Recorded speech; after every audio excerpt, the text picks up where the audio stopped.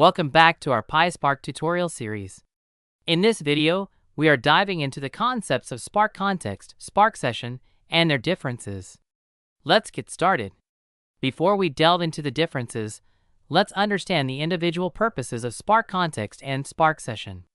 The SparkContext represents the connection to a Spark cluster.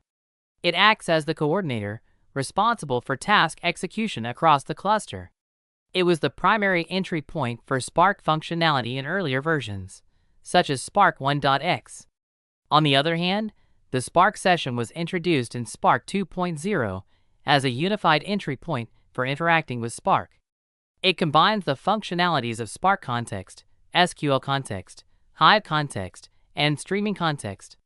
This versatile component supports multiple programming languages, including Scala, Java, Python, and R, and seamlessly integrates various Spark features. Now that we understand their purposes, let's explore the differences in functionality between SparkContext and SparkSession.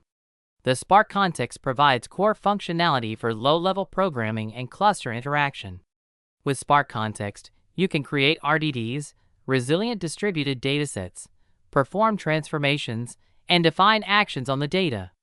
On the other hand, the SparkSession extends the functionality of SparkContext. It introduces higher-level abstractions, such as data frames and datasets.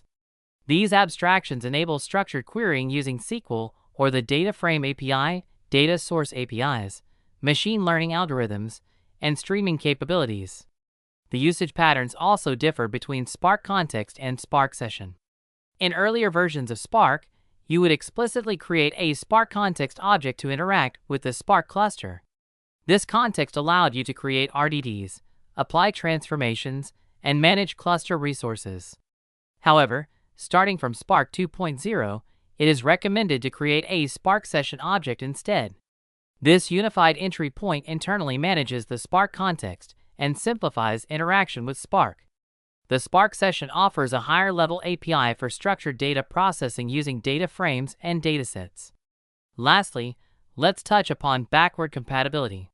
The SparkContext is still fully supported in the latest versions of Spark, such as 2.x and 3.x, for backward compatibility.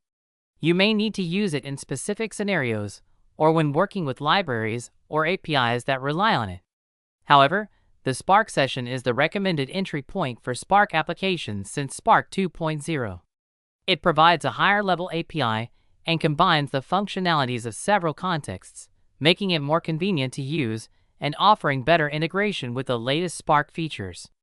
To sum up, SparkContext and SparkSession have different purposes and functionalities. SparkContext is low-level, while SparkSession is higher-level. SparkSession simplifies interaction and supports structured data processing. While SparkContext is still supported for backward compatibility, SparkSession is the recommended entry point for Spark applications.